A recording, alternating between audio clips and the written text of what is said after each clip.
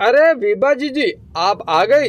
कमल खुशी से बोलते हुए उनके पैर छूने लगा और उनका सामान उठाकर अंदर ले गया। विभा ने मुंह बनाया। अभी तक कमल में अकल नहीं आई। ये शादी का घर है, जरा ढंग के कपड़े तो पहन लेता, गवार का गवार ही रहेगा। पढ़ लिख लेता तो थोड़ी अकल आ जाती।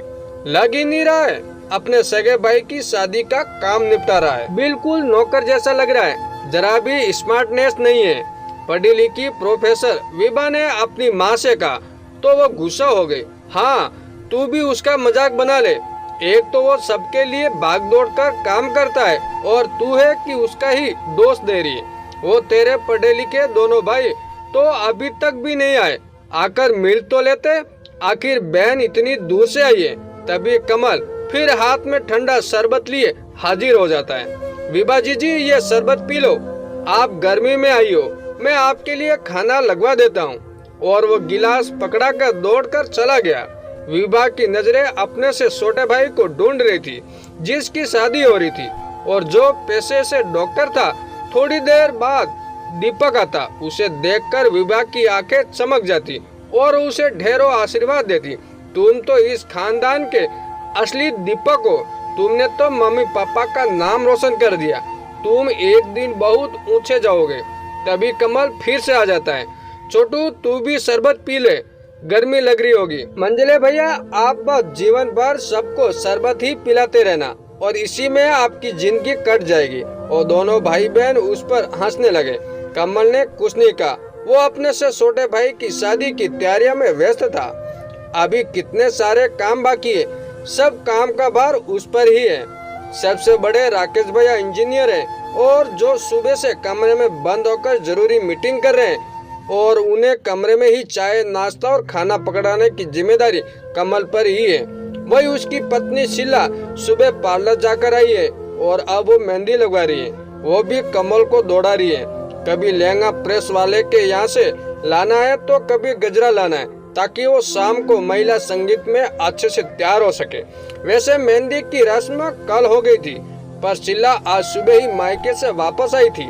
कहने को ससुराल शादी में आई थी, पर वो आते ही मायके चली गई।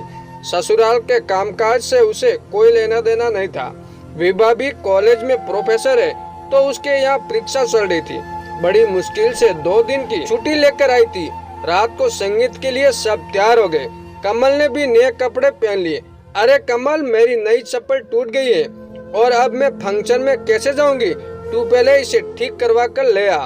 विभा ने कमल को चप्पल देते हुए कहा। अभी रात को मौसी कहाँ मिलेगा? ये कमल सोच ही रहा था, फिर दिमाग लगाया। वो मौसी तो स्टेशन की पटरी के उस पार बनी झोपड़ी में रहता है। कई बार उसे वहीं से आते जाते देखा है, तो वो बाइक लेकर वहीं चला गया और चप्पल ठीक करवा कर ले आया।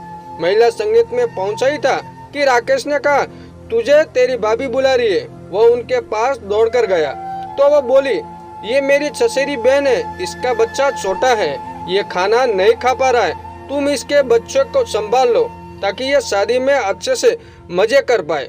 कमल ने बड़ी देर तक उसे संभाला। तभी वहाँ 2 महिला जो पड़ोसन थी वो मजाक करने लगी। कमल, तेरी शादी तो हुई नहीं और बच्चा भी हो गया, और हंसने लगी। बेचारा सब भाई बहनों में कम पढ़ा लिखा है और काम धंधा भी खास नहीं करता है। भाई बहन के पीछे नौकर बनकर घूमता रहता है। न जाने इसकी कब शादी होगी। इससे छोटे भाई की भी कल शादी हो जाएगी। आशा भाभी का नालायक बेटा घर पर ही पड़ा रहता है, जैसे नौकर हो। उन सभी की बातों आशा जी आते वक्त सुन लेती है। उन्हें अपने मंझले बेटे पर दया आ जाती है और वो ज्यादा पढ़ा लिखा भी नहीं है, बस इसलिए वो चिंतित रहती है। उनके 4 बच्चे हैं। कमल को छोड़ बाकी सब अच्छे से पढ़ लिख कर कमा रहे हैं। सबकी शादियां भी हो गई और दीपक की भी हो जाएगी।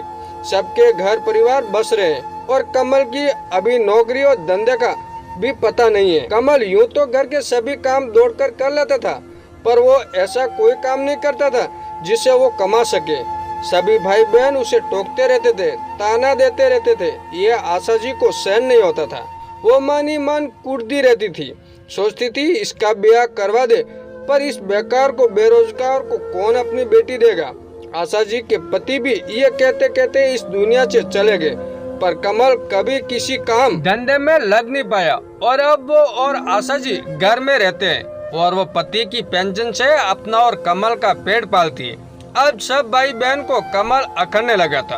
वो उसे ताना देते रहते थे, कब तक बैठकर खाएगा, कब कमाएगा और जीवन में कुछ करेगा। सब अपने जीवन में बस गए थे। दीपक भी शादी करके अपनी पत्नी संग शहर चला गया था और गांव के उस बड़े से घर में कोई आना नहीं चाहता था। राकेश और विभा की भी अपनी ही दुनिया थी। विभा जी इस बार राखी पर गांव आ जाइए, बड़े महीनों से आपसे मिलने का मन कर रहा है।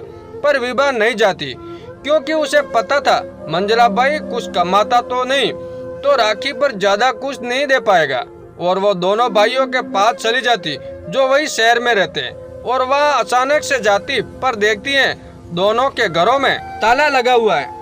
फोन करने पर मालूम हुआ कि दोनों भाई परिवार सहित घूमने गए थे। लंबी छुट्टियां पड़ रही थी तो उन्होंने प्रोग्राम बना लिया। वो जिन भाइयों पर जान देती थी उनकी पढ़ाई का विभा को भी घमंड था। वही भाई राखी को भूल गए और कमल ने 4 दिन पहले फोन कर दिया। विभा तुरंत बस पकड़कर गांव चली गई। आज उसे कमल गवार नहीं लग रहा था क्योंकि वह उनसे आगे पीछे हो रहा था। उसने विभा से राखी बंधवाई और उसे एक कुर्ती दी जिसे देखकर उसे आश्चर्य हुआ।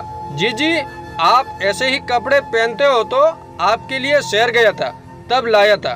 कुर्ती साधारण थी पर आज विभा को वो बहुत ही कीमती लग रही थी।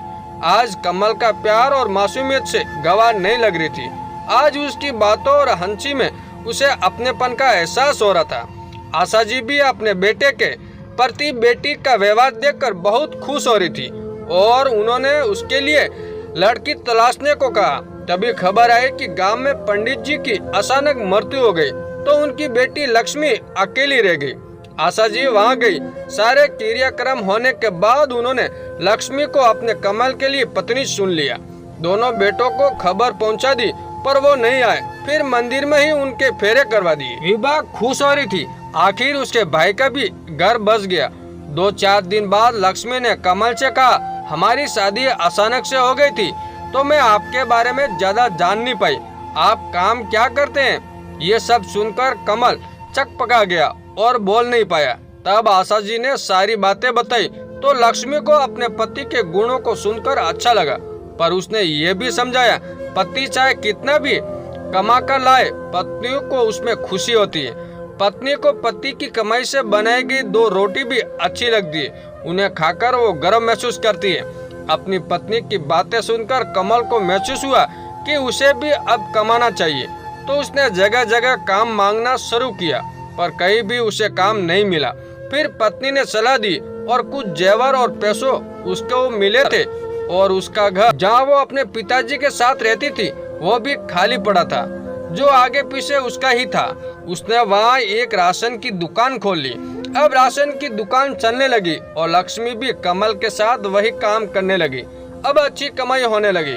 दोनों भाइयों ने सुना तो वो भी गांव आ गए और साथ में विभा भी आ गई। भाई की इतनी खुशहाली देखकर उन्हें भी अचरज हुआ।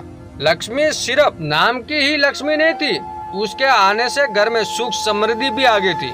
उसने दोनों भाइयों के परिवार का और विभा का अच्छे से स्वागत किया और खाना बनाया। आशा जी अपनी बहू के गुणगान करते थक नहीं रही थी। दोनों भाई किसी और काम से भी आए थे। पहले तो उन्हें लगता था कि कमल की शादी नहीं होगी तो माँ के जाने के बाद हम घर का आपस में बंटवारा कर लेंगे, पर अब कमल का घर भी बस गया था तो उन्हें डर था कि वो घर अब अकेला कमल हत्या लेगा क्योंकि वही वहीं पर रहता है। एक दिन सब बैठे थे तो उन्हें आशा जी से कहा, माँ इतना बड़ा घर है और आप 3 लोग ही हो। पहले तो हम सब मिलकर इस घर में रहते थे पर अब ये बड़ा सा घर खाली पड़ा है, हम इसका बंटवारा कर लेते हैं ताकि सबको अपना हिस्सा मिल जाएगा। कमल को तो घर की जरूरत ही नहीं है क्योंकि उसके ससुर जी उसके लिए घर छोड़ गए हैं, तो ये घर हम दोनों भाइयों में बांट दीजिए। आशा जी और विभा ने ये सुनकर हैरान रह जाते हैं और उन्हें राकेश और दीपक से ऐसी उम्मीद भी नहीं थी। वो सीधे सीधे भाई का हिस्सा हजम कर रहे थे। ये सुनकर कमल शांति से बोलता है, ठीक है आप घर का बंटवारा कर दीजिए, पर 2 नहीं 3 हिस्से होंगे। दोनों भाई सख्ते में आ जाते हैं। आखिर कमल ने अपना हिस्सा भी मांग लिया, 3 हिस्से क्यों? तुझे तो अपने ससुर जी का घर मिल गया है, पर तेरी भूख खत्म नहीं हो रही है। राकेश ने चिल्ला कर कहा। मैं विभा जी की बात कर रहा हूँ, उन्हें भी जायदाद और घर में हिस्सा मिलना चाहिए। मैं ज्यादा पढ़ा लिखा तो नहीं हूँ, पर इतना कानून तो जानता हूँ कि आजकल बेटिया का भी बराबर का हिस्सा होता है। आप मुझे बंटवारे में से 1 रुपया भी मत दीजिएगा, पर जीजी को उनके हक का हिस्सा मिलना चाहिए और माँ को मैं अपने पास रखूंगा। माँ मेरे हिस्से में ही आएगी। मुझे माँ के बिना रहने की आदत नहीं है। उनका प्यार, उनकी डांट की लत जो पड़ चुकी है। कमल के मुंह से ये बात सुनकर विभा की आंखों भर आती है। दोनों भाइयों का चेहरा लटक जाता है। उनके पास एक शब्द कहने को नहीं था। वो जिस भाई का हक छीन रहे थे, वो भाई खुद तो अपना हक बहन को देने को तैयार है। राकेश भी रूंगते गले से बोला, कमल तू तो मुझसे भी बड़ा ज्ञानी निकला। मुझे अपनी पढ़ाई लिखाई पर घमंड था, पर मुझ में लालच आ गया। पर तू तो सबको प्रेम और भाईचारे का पाठ पढ़ा रहा है। जीवन में किताबी ज्ञान से ज्यादा व्यवहारिक ज्ञान ज्यादा जरूरी है, और तू तो इसमें माहिर निकला। हम जायदाद को लेकर लड़ रहे हैं। हमने माँ का जरा भी ख्याल नहीं किया, बस अपने ही सोचते रहे। तभी दीपक भी आंसू बढ़ाते हुए बोला, मैंने कभी आपका सम्मान नहीं किया। आप मुझसे बड़े हैं, पर आप पढ़ लिख नहीं पाए तो मैं भी आपको गवार समझता रहा। डॉक्टर हूँ, इतना कमाता हूँ, फिर भी लालच आ गया। आपका हक भी मारने चला था। मुझे माफ कर दीजिए। आपके पास तो कुछ भी नहीं है, और ये घर भी हम आपसे छीनने चले थे। दोनों भाई कमल के गले लगाकर रोने लगे। विभा के आंसू बढ़ते जा रहे थे। भाई मुझे भी माफ कर दे। मैंने हमेशा तीनों भाइयों के बीच भेदभाव किया। मैंने इनकी बढ़ाई और पैसे की कदर की, पर तेरे प्यार और अपनेपन की हमेशा हंसी उड़ाई। पर तू तो सबसे ज्यादा पढ़ा लिखा है। तू तो सबका दिल पढ़ लेता है, भावनाएं पढ़ लेता है, माँ की ममता को पढ़ लेता है। तुझसे तो पिताजी के सारे गुण हैं। आज तूने अपनेपन से पूरे परिवार को एक कर दिया है। इस घर में तू ही रहेगा। हमें किसी को कुछ नहीं चाहिए। हम सब तेरा प्यार और अपनापन पाने के लिए यहाँ इस घर में आते रहेंगे। दोनों भाइयों ने भी हामी भरी। आशा जी अपने बिखरते परिवार को फिर से एक देखकर बहुत खुश थी। दोस्तों, आप चाहे कितनी भी उच्च शिक्षा क्यों ना हासिल कर लो, पर आप अपने से कम पढ़े लिखे को गवार बताओ, उसकी हंसी उड़ाओ, ये तो गलत व्यवहार है। भाई बहनों में सिर्फ प्यार होना चाहिए, पैसे और पढ़ाई को नहीं देखना चाहिए। परिवार में बिखराव की जगह एकता होनी चाहिए। दोस्तों, ये कहानी आपको कैसी लगी कमेंट करके जरूर बताएं, और चैनल पे नए हो तो चैनल को सब्सक्राइब जरूर कीजिएगा।